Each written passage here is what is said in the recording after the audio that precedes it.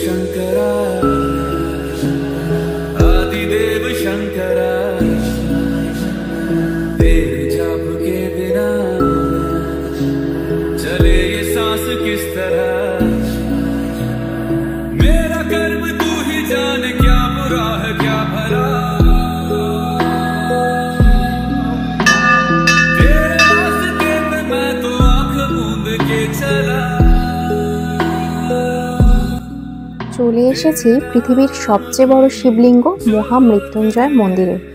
হিন্দু ধর্মে ব্রহ্মা বিষ্ণু মহেশ্বরের মধ্যে প্রাচীনতম শিবই, তার চেয়ে শ্রেষ্ঠ কেউ নয়, যিনি অল্পেতেই তুষ্ট আবার অল্পেতেই রুষ্ট হন। এজন্য তাকে ভোলানাথও বলা হয়।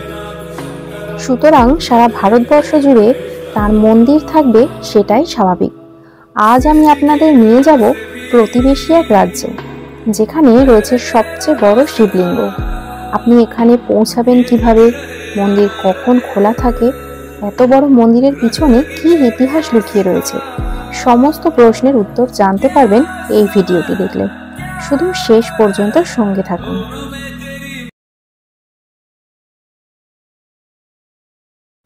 মহামৃত্যুঞ্জয় মন্দিরটি নওগাঁ জেলার পুরনী গুদামের কালাজগিতে মহাপুরুষ শ্রীমন্ত দামোদর দেব পথে অবস্থিত। এটি গুয়াহাটি থেকে প্রায় 120 কিলোমিটার দূরে অবস্থিত। আমরা এখানে মূলত কামাখ্যা মন্দির দর্শনের জন্য এসেছিলাম। তবে মন্দির দর্শনের পর আমাদের ড্রাইভার দাদা বললেন একবার পারলে সময় করে মহামৃত্যুঞ্জয় মন্দিরটি দেখে যেতে। তার কথা শুনে ভাগ্যিস এখানে এসেছিলাম, না হলে কি যে একটা বড় জিনিস মিস করে যেতাম তা ভাবতেও পারছি না। যাদের কাজিরাঙা জাতীয় উদ্যান যাওয়ার পরিকল্পনা রয়েছে তারা কিন্তু এই মহামৃত্যুঞ্জয় মন্দিরটি দর্শন করতে একদম ভুলবেন না, কারণ কাজিরাঙা জাতীয় উদ্যানে যাওয়ার রাস্তাতেই পড়বে এই মহামৃত্যুঞ্জয় মন্দির।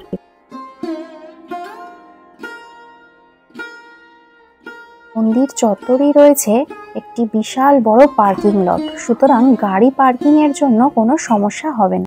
তবে গাড়ি থেকে নামার পর যা দেখলাম তা ভাষায় প্রকাশ করা যাবে না। এত বড় শিবলিঙ্গ যা জীবনে কখনো দেখিনি।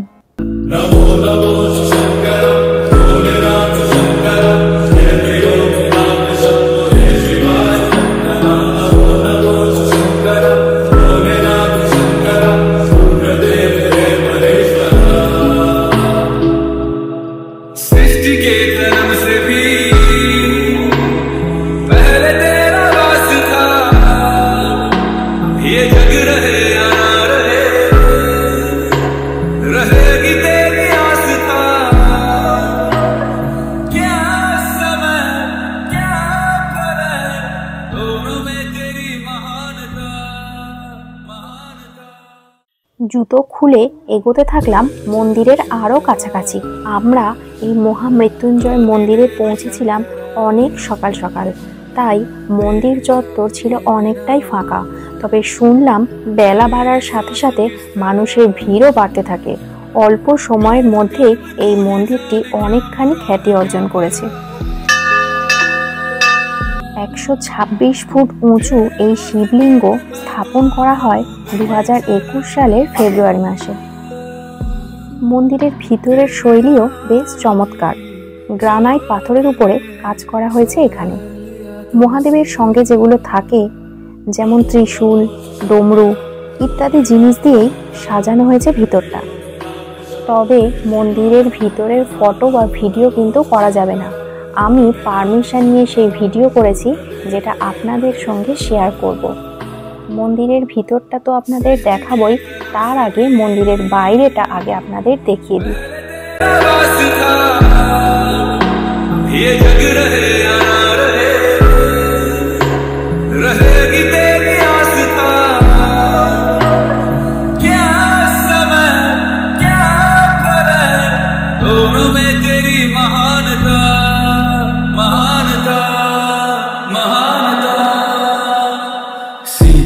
की ओट में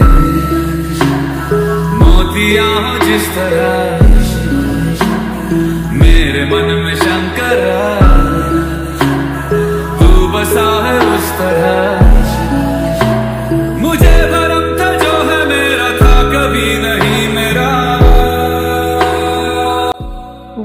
2021 সালের 28শে এপ্রিল অর্থাৎ মন্দির যে বছরে তৈরি হয়েছিল সেই বছরেই এপ্রিল মাসে আসামে একটি ভূমিকম্প হয়, যার মাত্রা ছিল রিক্টার স্কেলে 6.7। তো সেই ভূমিকম্পে মন্দিরের উপরের কিছুটা অংশে একটা ক্র্যাক দেখা গেছিল।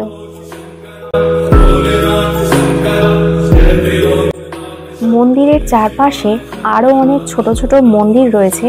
সামনেই যে মন্দিরটি দেখা যাচ্ছে সেটি হচ্ছে একটি কালী মন্দির।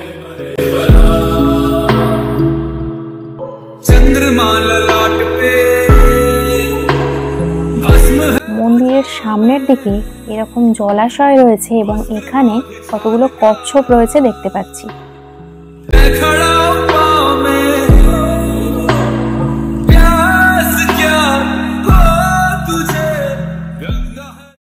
অন্যান্য মন্দির তৈরিতে যা যা উপকরণ লাগে এই মন্দির তৈরিতেও লেগেছিল সেই একই উপকরণ, তবে গঠনগত দিক থেকে এই মন্দির সমস্ত মন্দিরের থেকে আলাদা। এই মন্দিরের আকৃতি একটি মস্ত শিবলিঙ্গের মতো, যার ভিতরে রয়েছে এক মস্ত গর্ভগৃহ। এই মন্দির তৈরির পিছনে বাবা ভৃগুগিরি মহারাজের ভূমিকা অপরিসীম। গুরু শুক্রাচার্য এখানে মহামৃত্যুঞ্জয় মন্ত্র পাঠ করেছিলেন, আর সেই থেকেই এই জায়গা শক্তিপীঠ নামে পরিচিত। আচার্য ভৃগুগিরি মহারাজ অনুভব করেছিলেন সেই শক্তির মহিমা, তাই 2003 সালে আচার্য ভৃগুগিরি মহারাজ মহামৃত্যুঞ্জয় যজ্ঞের আয়োজন করেন, আর সেই থেকেই প্রতি বছর মাঘী পূর্ণিমায় মহামৃত্যুঞ্জয় যজ্ঞ অনুষ্ঠিত হয়ে চলেছে।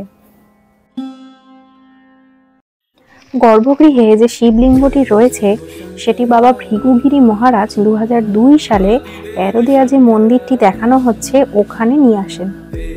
তারপর 2021 সালে ওই শিবলিঙ্গটিকেই এই বড় শিবলিঙ্গের গর্ভগৃহে নিয়ে আসা হয়। তারপর থেকে সমস্ত পূজা অর্চনা এই নতুন মন্দিরেই সম্পন্ন হয়।